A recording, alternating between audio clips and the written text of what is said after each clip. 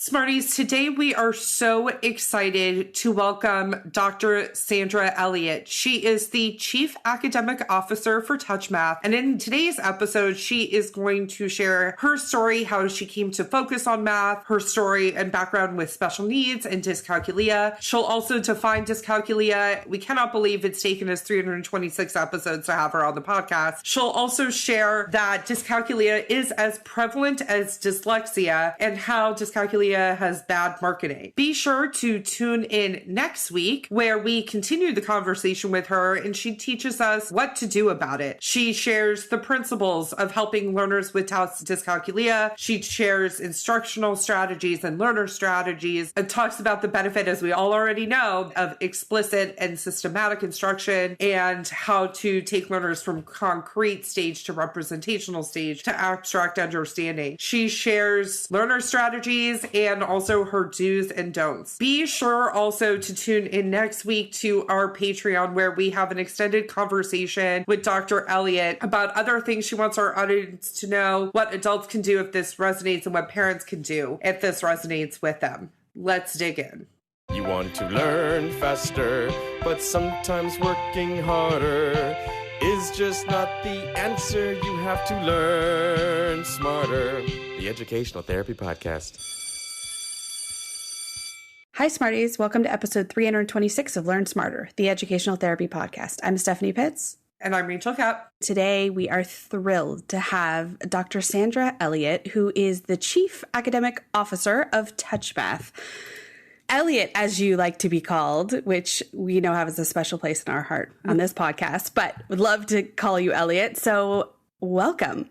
Thank you. Thank you a lot for this. I love doing these and sharing the information. So ask away. I'm yours.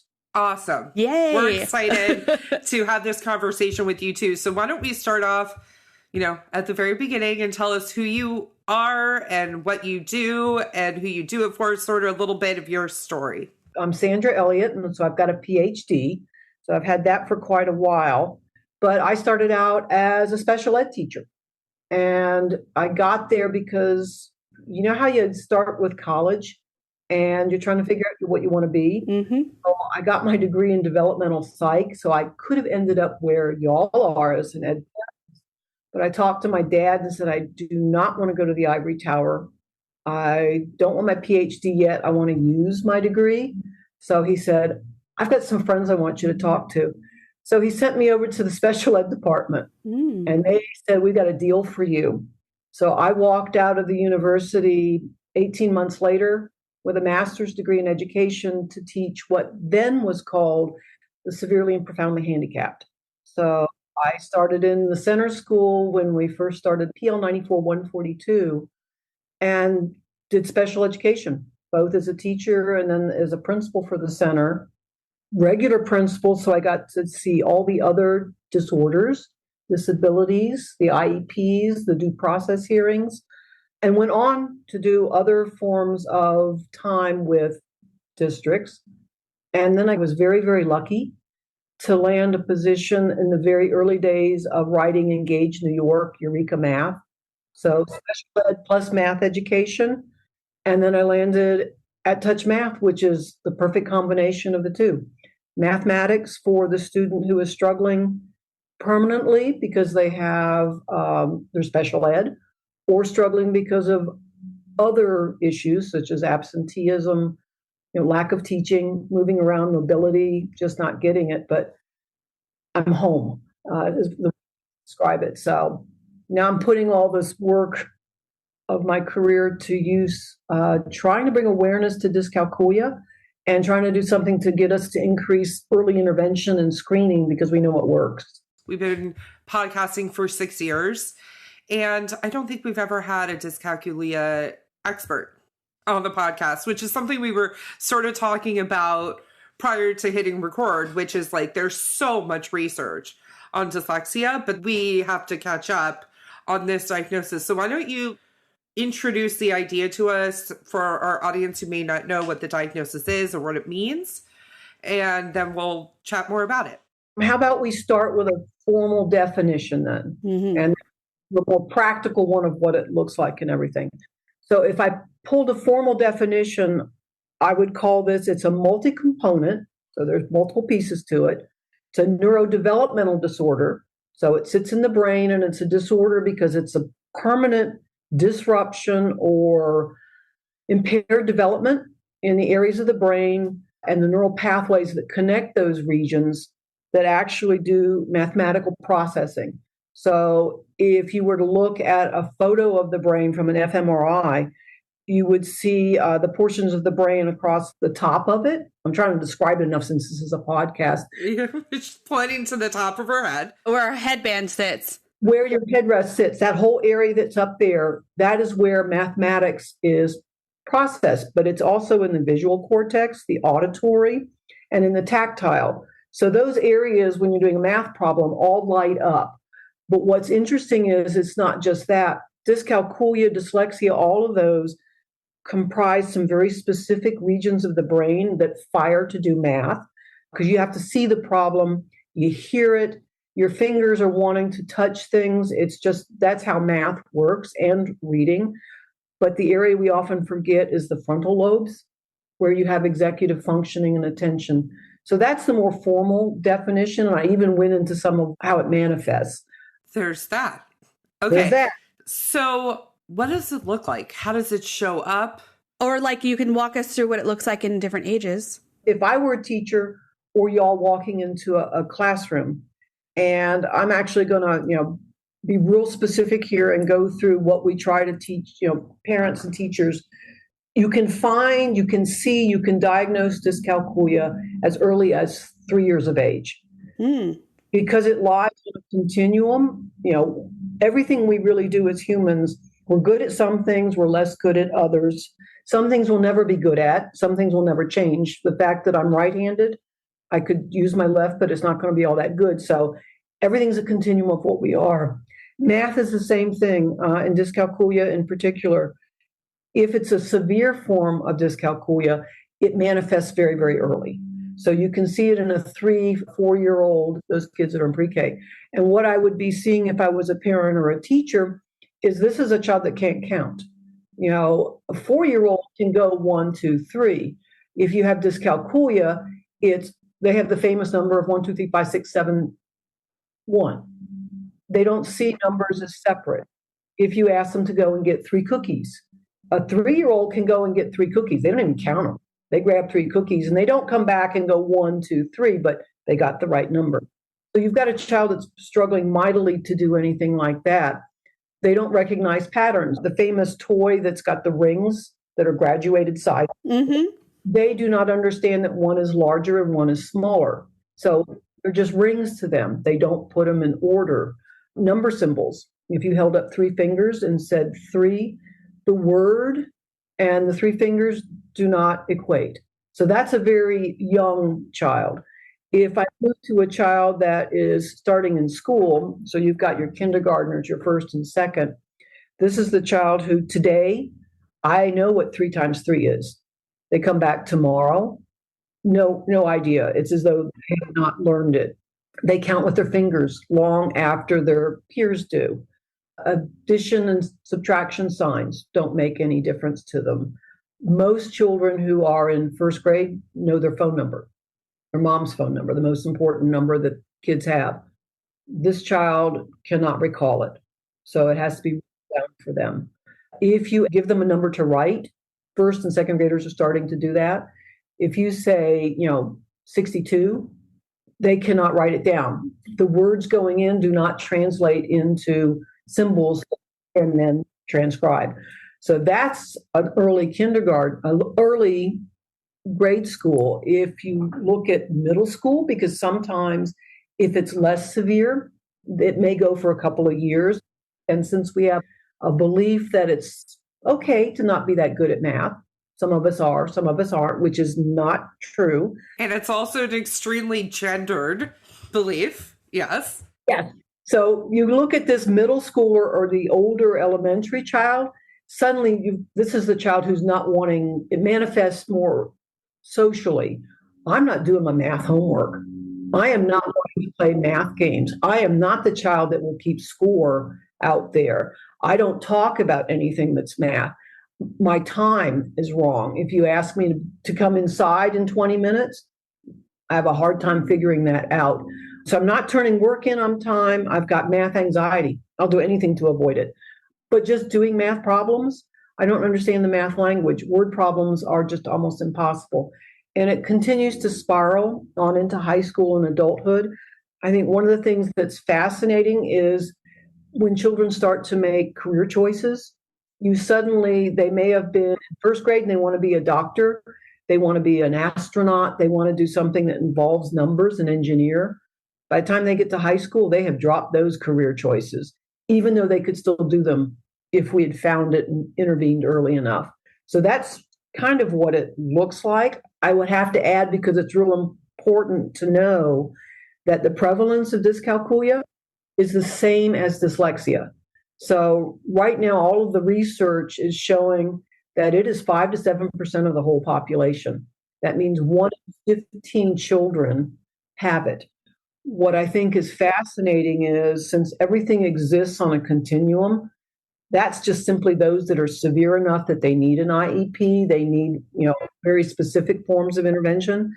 You've got another 15% of the population that has some of those neurodevelopmental issues, enough to sort of make them maybe late sometimes, but never need an IEP, but they don't think they're very good at math necessarily.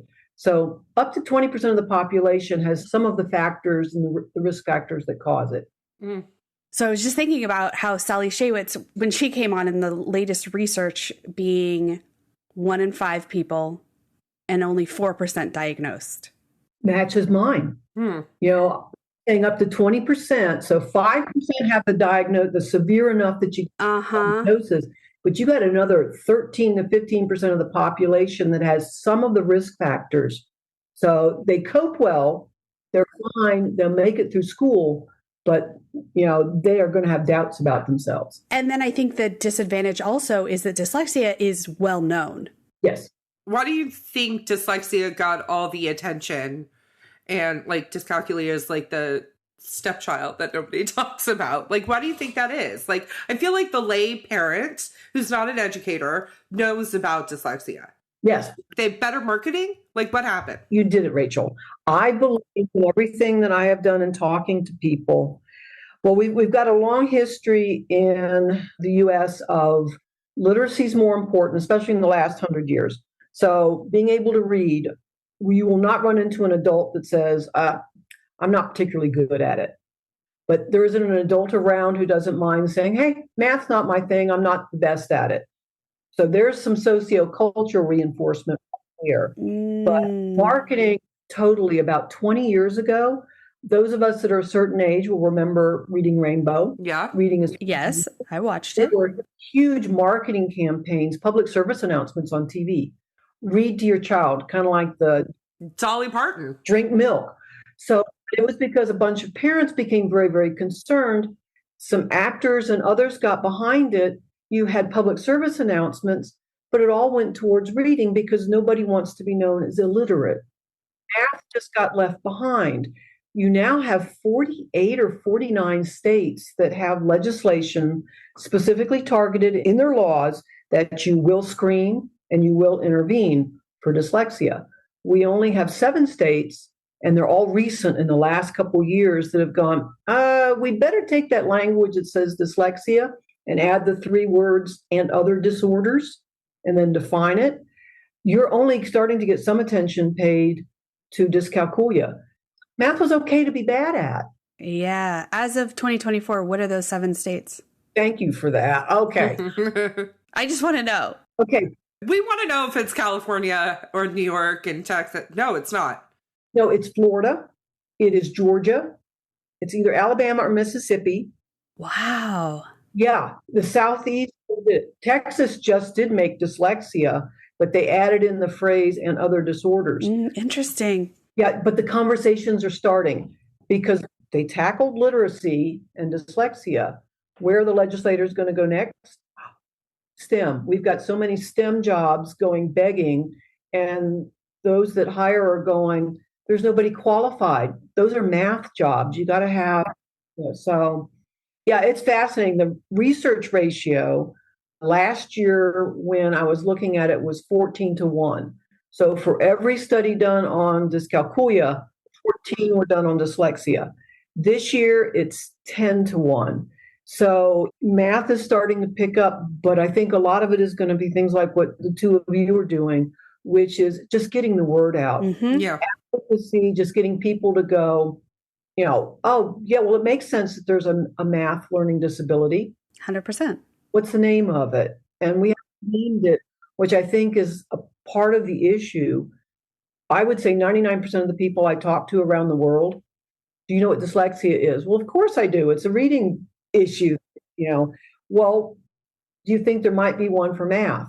And they all look at me like, I hadn't thought about that. That is literally what most people tell me. But that makes sense. I said, well, it's called dyscalculia. Never heard of it. So I think it's marketing. Can we find some actors? Can we find a Tom Cruise, a LeVar Burton, some famous people, and have them do what they did, which was they came out and said, I've got it. I think it's going to come because you have people like Chris Rock who are talking about their neurodiversity now. And so I think it's going to come, but you have to get somebody who's so passionate and also the vulnerability of it. Because I think you're right. Like, it's quote unquote fine for girls to say, I don't like math. I'm not good at math. Like, we accept that. And it's not gender specific, And it's not. We don't want boys to say it as much, but we're getting past that. But yeah, that struggle to get girls into engineering. And then there's some research, I think it is that, the research around gender and math, I can't quote the latest, but every time I read it, I go, oh, how interesting. This is going to be an interesting next 10 years as we try and tackle mathematics and the demand for jobs. I think there's going to be a shift, and it's interesting because, like, I definitely know of specifically the girls in STEM stuff that's going on sort of in our nation right now. Hadn't really thought about connecting it to even younger. Like, what are we doing to get those kids who would probably have a natural interest, but maybe not a natural affinity, and how we can sort of support them through that. Hadn't really gone backwards for that step, but I'm sitting here thinking about phone calls that I get from parents, and the first thing that always comes out is reading, and then, and math. Yes. They care less about the math. They do. But why? Most jobs actually, math is more important. I mean, the reading's essential, but I just met a nurse, and she has severe dyslexia, but she's going to med school, already been accepted. Now, if I told her you're dyslexic, you can't become a doctor, she would go, but there's all sorts of workarounds that allow me to not worry about the fact that I have a processing problem with that. I think you can get away with it. I think that's the thing. You can get away with it. We haven't shared with kids what you can do to get around mathematics. Agreed. There's such shame about not being able to read that parents will spend time and money and resources to address it. And the job market and what they're going to be asked to do, well, we know that in our country, we're not matching what we're teaching to like the skills that people are needing anyway. But it's just, I'm so excited about this conversation. I love talking about this stuff. Tell me, we know that there are typical diagnoses that have comorbidities that are normal for like things to show up at the same time. Is that also true in dyscalculia? If you think about that description I gave of the brain, dyslexia is right next to it. The frontal lobes, you've got ADHD. So it's more around those, but the research and I just saw 2 studies last week, we had been thinking it was like 35 to 70% comorbidity among those. Mm-hmm. That's a huge swath. Yeah, it is. I just saw 2 studies that actually were unrelated, but they brought it down to more like 45. So if we were in that 45 to 60, half. So most of the students that already have an IEP for ADHD, dysgraphia, dyspraxia, dyslexia, math is probably in there. And it's worth people asking. You don't necessarily need it written into the IEP, but you might. But if you intervene early, you might actually avoid that one being in the IEP. Yeah. I go back to, I don't know, probably 200 episodes ago, we did, I think I said it in the My Kid Isn't Reading episode. Mm-hmm. that when I get that call and the parent is only concerned about reading, and most of the time, there's more going on. It's not just reading. It's never just the reading. It's not just reading. There's more. And even if it's not, severe enough to be diagnosed or, there's still a struggle. I mean, when you talk about the word problems too, it's just, I remember as a kid feeling like, oh, well, those aren't important, but those in fact are the most important.